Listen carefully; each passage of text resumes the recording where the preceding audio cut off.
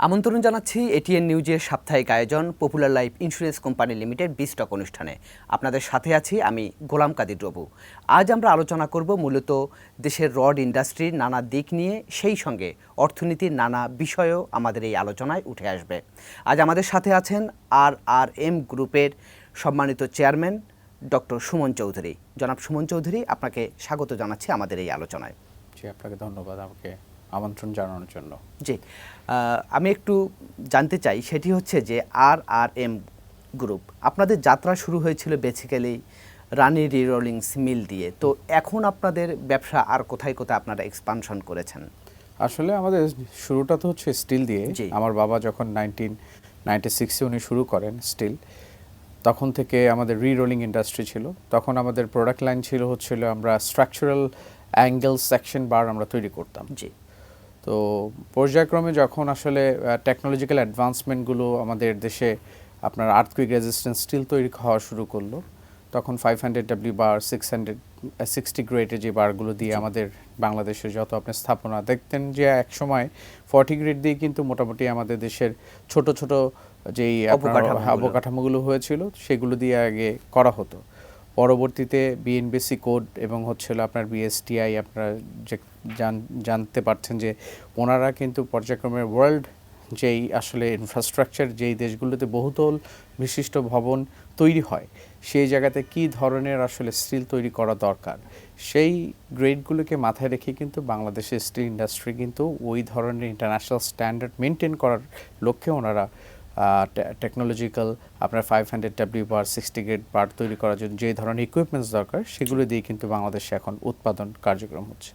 আপনারা জেনে খুশি হবেন যে চায়না আপনার ওয়ার্ল্ডের মোটামুটি আপনার 36 থেকে 37% প্রডিউস করে টোটাল ওয়ার্ল্ড কনজাম্পশনে। সেই জায়গায় আপনার আমাদের বাংলাদেশ 2018-এর দিকে আমরা কিন্তু হায়েস্ট ইম্পোর্টার স্ক্র্যাপ, মানে এখানে আপনার দুই তিন ক্যাটাগরি স্ক্র্যাপে, যারা আয়রন ওর বেস ইন্ডাস্ট্রি যেটাতে ওয়ার্ল্ডে বেশি কনজাম্পশন বেশি। সেকেন্ড যদি আপনি বলেন যেটা রিসাইকেল বেস, রিসাইকেল হচ্ছে হলো যারা আমরা ইন্ডাকশন রুটে আমরা হচ্ছে হলো আপনার স্ক্র্যাপটাকে, যে ওয়েস্টেজ যে ধরনের আপনার স্টিল ওয়েস্টেজগুলো আছে সেগুলোকে আমরা রিসাইকেল করে আবার নতুন করে সেটা তার কেমিস্ট্রি চেঞ্জ করে তাকে একটা শেপ আপ করে হচ্ছে হলো বিলেট তৈরি করি, এবং সেই বিলেট থেকে অ্যাজ পার রিকোয়ারমেন্ট হচ্ছে আমরা 500W বার বা 60 গ্রেড বার তৈরি করি। আমাদের রানি রিরোলিং মিলসের 2000 আমরা যখন 3-তে আমরা যখন হলো আমাদের 500W বারের প্ল্যান্ট আমরা পদক্ষেপ নিই, 2007-8-এ গিয়ে আমরা এটা প্রোডাকশানে আসি আর কি। তো বর্তমানে সারা বাংলাদেশে RRM-এর ডিস্ট্রিবিউশন নেটওয়ার্ক আলহামদুলিল্লাহ আছে, এবং পর্যায়ক্রমে বাংলাদেশের যেই আপনি হয়তো আপনি যে স্ট্যাটিস্টিক যদি আপনি দেখেন, আমাদের বাংলাদেশের পার ক্যাপিটা কনজাম্পশন 45 কেজি। জি। এখন এই 45 কেজি বর্তমানে আফটার কোভিডের পরে যে ধরনের একটা ধাক্কা খেয়েছে গ্লোবাল, আপনার হচ্ছিল আমাদের দেশে ইউক্রেন ওয়ারের পরেও কিন্তু আমরা কিছু বড় ধরনের চ্যালেঞ্জের সম্মুখীন হচ্ছি। এর ভিতরে বড় চ্যালেঞ্জ হচ্ছিল আমাদের জন্য এখন আমাদের কিন্তু হিউজ বিদ্যুতের সমস্যায় ভুগছি আমরা বেশ কিছুদিন যাবৎ, গ্যাসের সমস্যায় ভুগছি। গ্যাস প্রপার না থাকার কারণে কিন্তু আমাদের ইন্ডাস্ট্রি চলছে না। আমি ওই সাইটে একটু পরে যাচ্ছি। সেটি হচ্ছে এই যে আপনি যেটা বললেন যে রাশিয়া ইউক্রেন যুদ্ধ প্লাস হচ্ছে স্ক্র্যাপ বা কাঁচামালের কথা আপনি বলছিলেন, তো রাশিয়া ইউক্রেন যুদ্ধ যখন শুরু হলো তখন তো দেখা গেল যে কাঁচামাল আপনাদের এই সেক্টরে কাঁচামাল স্ক্র্যাপ লোহার একটা ব্যাপক চাহিদা তৈরি হলো, কিন্তু বা ডলার সংকটের কারণে আপনারা খুব বেশি আনতে পারছিলেন না। তো এখন আসলে পরিস্থিতির কি কিছুটা উন্নতি হয়েছে নাকি আগের মতোই রয়েছে সমস্যাটা? না, পরিস্থিতির উন্নতি তেমন হয়নি, বিকজ হচ্ছে হলো আমরা ডলারের কারণে ব্যাঙ্কগুলোর কাছে ডলার নেই, যার কারণে আমরা এলসি খুলতে পারছি না। আর আমাদের টোটাল ইন্ডাস্ট্রিগুলো আপনি জানেন যে বাংলাদেশ স্ক্র্যাপ হচ্ছে 95%-এর মতো আমাদের আমদানির উপরে ডিপেন্ডেন্ট, বিকজ লোকালি ডোমেস্টিকলি আমাদের দেশে যত পুরানো অবকাঠামো খুব কম, যেহেতু আমাদের দেশ হলো মাত্র হচ্ছে হলো উন্নয়নের দিকে যাচ্ছে। তো ইনফ্রাস্ট্রাকচার যেগুলো আছে, শিপ ব্রেকিং থেকে আমাদের কিছু স্ক্র্যাপ আসে, তো সেটাও ইম্পোর্ট বেসড। হ্যাঁ, আপনার সেটা ইম্পোর্ট হয়, শিপ ইম্পোর্ট করে কাটিং করে সেখান থেকে স্ক্র্যাপ যতটুকু আসে। Local domestic collection very less, 5 to 10%-এর মতো। তো যেহেতু ডিপেন্ডেন্সি 90% হচ্ছে হলো আমাদের ইম্পোর্টের উপরে, সেই ক্ষেত্রে কিন্তু ইন্ডাস্ট্রিকে কিন্তু এই ইম্পোর্ট না করতে পারলে কিন্তু তার সক্ষমতা সে প্রোডাকশন করতে পারবে না। এবং এই ডলারের ক্রাইসিসের কারণে কিন্তু আপনারা জানেন যে আমরা ইন্ডাস্ট্রি এখন মোস্ট অফ দ্য ইন্ডাস্ট্রি, কিছু কিছু ইন্ডাস্ট্রি বন্ধ, যারা এলসি খুলতে পারছে না, ছোট স্কেলে যারা আছে, লার্জ স্কেলে যারা আছেন বা মিড স্কেলে যারা আছেন, তারা ব্যাংকে হয়তো বা ব্যাংক ফাইন্যান্স করেছে। এখন ব্যাংক যদি এই প্রতিষ্ঠানগুলো না চালিয়ে রাখতে পারে, সেক্ষেত্রে কিন্তু ব্যাংকও সিক হবে যদি তার কাস্টমার সিক হয়। অবশ্যই। তো এই ধরনের একটু সমস্যার ভিতর দিয়ে যাচ্ছে ইন্ডাস্ট্রি। মোটামুটি ধরেন বড় বড় যারা আছে, আমি যতটুকু শুনেছি, বিকজ আমি বাংলাদেশ স্টিল ম্যানুফ্যাকচার অ্যাসোসিয়েশনের ভাইস প্রেসিডেন্ট, তো আমাদের ডাটা নিয়ে অনেক কাজ করতে হয়। বর্তমানে আপনার হলো বড় যারা হলো মার্কেট আপনার হচ্ছিল মোটামুটি 20%, 15%, 25% মার্কেট শেয়ার যারা কন্ট্রোল করছেন, ওনারই 50% ক্যাপাসিটিতে ইন্ডাস্ট্রি চালাচ্ছে। না, আরেকটা বিষয় একটু জানতে চাই, সেটি হচ্ছে যে এই আপনি বলছিলেন যে আমাদের এখানে যে পরিমাণ চাহিদা এবং প্রোডাকশন ক্যাপাসিটি, সেটার মধ্যে সমন্বয়টা আসলে কিভাবে হচ্ছে? 2019-এর পরে আপনার কোভিড চলে আসলো, 2020 কোভিডের পরে মোটামুটি একটু প্রজেক্ট স্লো ডাউন হলেও আমাদের দেশে ধরেন হচ্ছিল 1,30,00,000 টনের মতো আমরা বিলের উৎপাদন করতে পারি। জি। তো উৎপাদন করতে পারলে কিন্তু আমাদের রডের ডিমান্ড কত, আমরা প্রতি বছরে রড বিক্রি করতে পারি 60 থেকে 70 লক্ষ টন। জি। কারণ বর্তমানে আপনি জানেন যে দেশের অবকাঠামো খাতে সরকার একটু ফোকাস কম করেছে, যেহেতু এখানে ওনাদের এই জায়গাতে ওনারা নতুন করে আর বাজেট আর প্রকল্পগুলো ওইভাবে করে ওনারা বাস্তবায়ন করার থেকে একটু পিছিয়ে এসছে, যার কারণে কিন্তু কনজাম্পশন কিন্তু কমে আসছে। কারণ প্রতি বছরই প্রকল্প কিন্তু নতুন করে অ্যাড হয়, যেগুলো এক্সিস্টিং প্রকল্প আছে সেগুলোকে ডেডলাইনের ভিতরে এগুলো শেষ করতে হবে। তো বর্তমানে যে কনজাম্পশন আপনার কিন্তু প্রায় আমি বলবো যে প্রায় 10 to 15% কিন্তু গ্রোথ কমে গেছে, যেটা আমরা প্রতি বছরে গ্রোথ ধরতাম হচ্ছে 5 to 6%। আমাদের দেশের উদ্যোক্তারা যারা বিজনেসে ভালো করছেন, তারা মনে করছেন যে স্টিলের আপনারা জানবেন যে এই পণ্য বিক্রি কম হয়, তার জন্য বিজ্ঞাপন বেশি দেওয়া হয়। জি। এটা কিন্তু আপনার বোঝা উচিত। আমরা বিক্রি করতে পারছি না বলে কিন্তু বিজ্ঞাপন দিচ্ছি। আমরা যদি বিক্রি করতে পারতাম তাহলে বিজ্ঞাপনের প্রয়োজন ছিল না। তো আমাদের দেশের উদ্যোক্তারা চিন্তা করছেন যে আপনার এই সেক্টরে মনে সম্ভাবনা অনেক, তাই অনেক বড় বড় গ্রুপ থেকে ওনারা আরও বড় লার্জ ক্যাপাসিটিতে এখানে বিনিয়োগ নিয়ে আসছেন। আমি একটু ইন্টারাপ্ট করি, সেটি হচ্ছে আপনি যেটি বলছিলেন যে আমরা যদি অর্থনীতির সূত্রটাও ধরি যে সাপ্লাই বেশি হলে কি হয়, দাম কমে যায়, তখন ডিমান্ড ওই মোতাবেক যদি কম হয়। কিন্তু আমরা দেখছি যে এখানে আপনার প্রোডাকশন বেশি বাট চাহিদা কম, তাহলে দামটা কেন কমছে না? আপনার প্রশ্নের উত্তরটা সহজে এই কারণেই, কারণ আমার ক্যাপাসিটি বেশি হওয়াতে তো আমি উৎপাদন বেশি করছি না, কারণ আমার ক্যাপাসিটি আছে, আমার মার্কেট ডিমান্ড নাই। তাহলে আমার উদ্যোক্তা হিসেবে যে আমার যে পরিকল্পনা, আমি বেশি ওভার ক্যাপাসিটি প্ল্যান বসিয়ে ফেলেছি, কিন্তু আমি এখন দেখা যাচ্ছে যে মার্কেট ডিমান্ড নেই, আমি এখন উৎপাদন কমিয়ে চালাচ্ছি, সক্ষমতাটা অব্যবহৃত থাকছে। তো এটা হচ্ছিল দেখা যায় যে যখন একটা ব্যবসায়ী সে চিন্তা করে এই সেক্টরে তার অভিজ্ঞতা না থাকে, হঠাৎ করে সে যদি আপনার নতুন করে প্রকল্প লাগায়, তো সেক্ষেত্রে তার কিন্তু মার্কেটে না আসা পর্যন্ত তার প্রপার সিনারিওটা দেখা যাবে না। আপনি যদি ইউরোপে দেখবেন ইউরোপের যে কোনো একটা জায়গায়, একটা সিটিতে সে চিন্তা করছে যে এখানে আমি একটা প্রকল্প লাগাবো, সে চিন্তা করে সেখানে পপুলেশন কতটুকু, তার ওইখানে ইনফ্রাস্ট্রাকচারাল নেক্সট প্ল্যান কতটুকু, 5 বছরে তার সেখানে কি ধরনের গ্রোথ আসবে, এবং সেখানে আপনার হচ্ছে হলো যে population, as per the population, government project এবং প্রাইভেট প্রজেক্ট এখানে সম্ভাবনা কতটুকু, আমার কতটুকু ক্যাপাসিটি উৎপাদন করলে আমি এখানে সাপ্লাই দিয়ে, বা আমার কম্পিটিটর কতটুকু, টোটাল সার্ভে করে তারপরে তারা প্রজেক্ট লাগায়। তারপরে দেখা যায় 7-8-10 বছর পরে যদি প্রজেক্টের কনজাম্পশন না থাকে, তারা ডিসম্যান্টেল করে কিন্তু প্রজেক্ট সেল করে বের হয়ে আসে। বাংলাদেশে উল্টো, একদম উল্টো। বাংলাদেশের উদ্যোক্তারা মনে করছে যে আমি বিজ্ঞাপন দেখছি, এখানে সম্ভাবনা আছে, খালি প্রজেক্ট লাগাও। অলরেডি আপনি হলো, আমি বলবো যে আপনি দেখেন 1,30,00,000 টন যদি আমাদের ক্যাপাসিটি হয়, সেখানে যদি আমরা 60 থেকে 70 লক্ষ টন বানাই, তারা কি প্রায় 200% আমার হলো ক্যাপাসিটি। নতুন করে আরও 4-5টা আপনার প্রকল্প আসছে সামনে। তো সম্ভাবনা আমি মনে করছি যদি গভর্নমেন্টের অবকাঠামো খাতে যদি ওনারা র্যাপিড এই গ্রোথ ম্যাচ করার জন্য মিনিমাম প্রতি বছরে আপনার 15% গ্রোথ থাকতে হবে। তাহলে এরকম বাস্তবতায় যদি আরো বড় বড় কোম্পানি আসে, তাহলে তো বাজারে একটা ইল কম্পিটিশন তৈরি হবে, তখন আপনারা কিভাবে থাকবেন? তবে এই প্রশ্নের উত্তরটা আমরা একটু নেব, তবে তার আগে নিচ্ছি ছোট্ট একটি বিরতি। দর্শক, আপনারা দেখছেন popular life insurance company limited বিস্টক অনুষ্ঠান। এবার নিচ্ছি ছোট্ট একটি বিরতি, আমাদের সঙ্গেই থাকুন।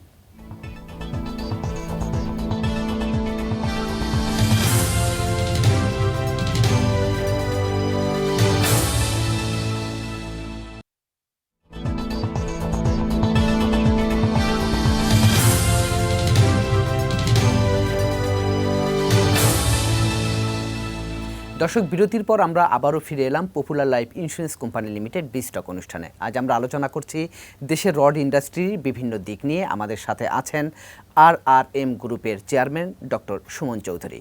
জি সুমন চৌধুরী, আমরা যে বিষয়ে আলোচনা করছিলাম, এই যে আপনি বলছিলেন যে বাংলাদেশে ইন্ডাস্ট্রিগুলোর যে উৎপাদন ক্যাপাসিটি, সেই তুলনায় আসলে প্রোডাকশন কম হচ্ছে, যেহেতু চাহিদাও কম। তো এই যে আমরা উৎপাদন সক্ষমতার পুরোপুরি ব্যবহার করতে পারছি না, তারপরও আমরা দেখছি যে বড় বড় আরও অনেক কোম্পানি কিন্তু এই ব্যবসায় আসছে। তো তাহলে কি হবে?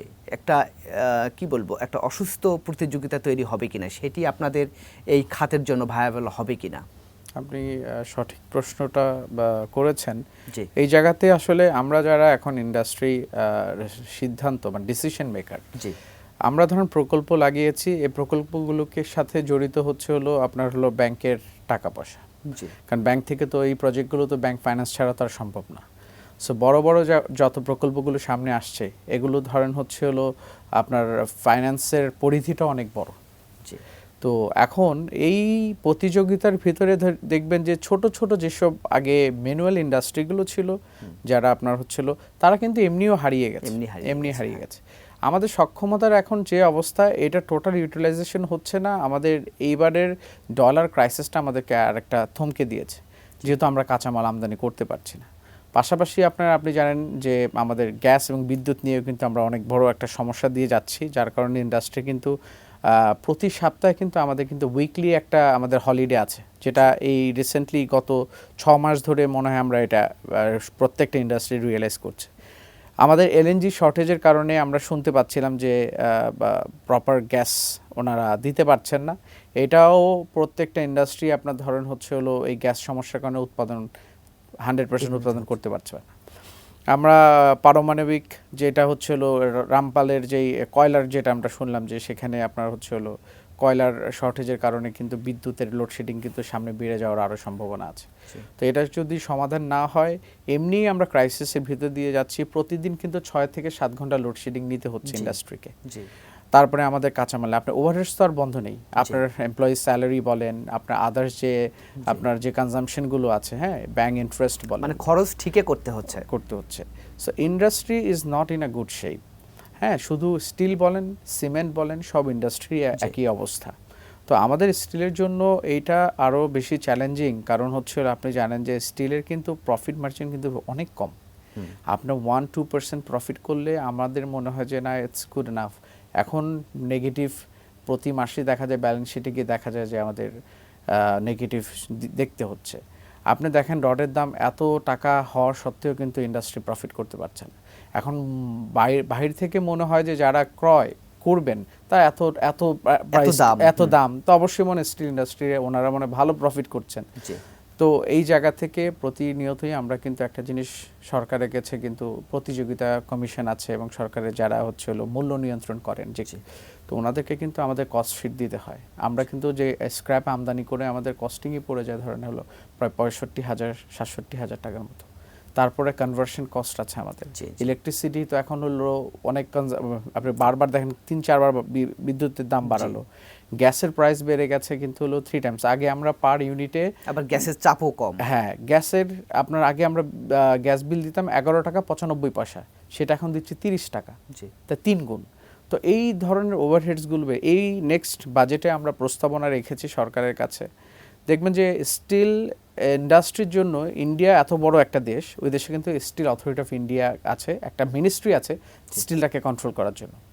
আমাদের দেশে সেটা না থাকলেও সরকারের প্রতিটা ডিপার্টমেন্ট আমাদের যে কোনো বিষয়ে আমাদের সহযোগিতা ওনারা করছেন, বাণিজ্য মন্ত্রণালয় থেকে শুরু করে আমাদের শিল্প মন্ত্রণালয়ের অধীনে যারা আছে। আমাদের এই শিল্পের এখন যেই চ্যালেঞ্জগুলো এনবিআর আমাদের কথাগুলো ওনাদের শুনতে হবে। ওনারা ধরেন যখন আমরা প্রস্তাব করি বাজেটটা, আমাদের এই সেক্টর থেকে সরকারের অনেক টাকা রেভিনিউ আসে।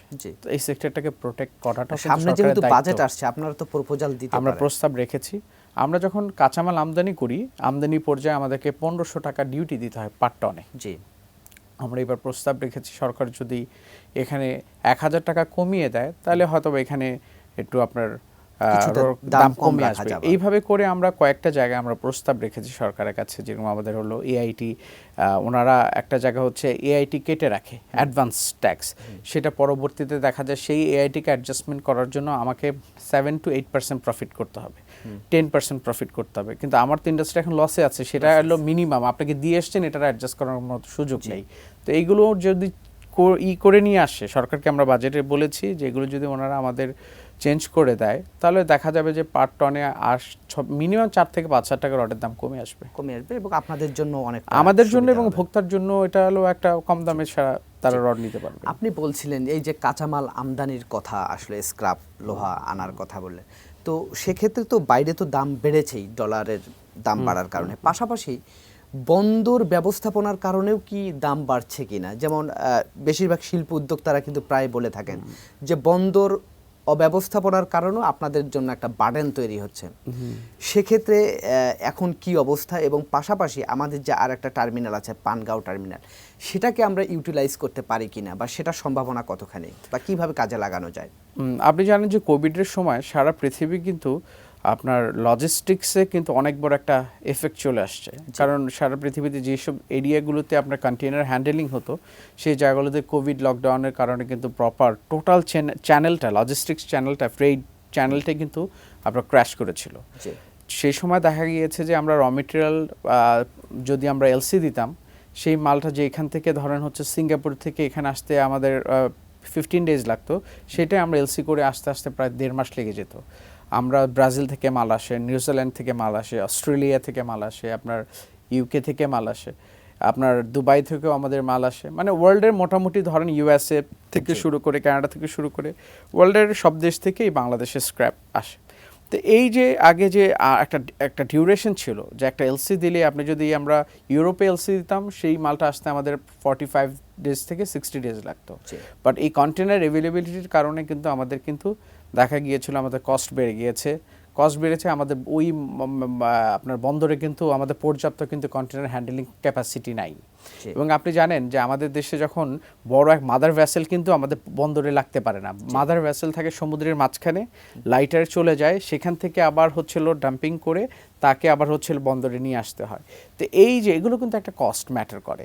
তো এইগুলো যদি সক্ষমতা বেড়ে যায়, এইগুলো ফ্রেট কস্ট কমে আসবে।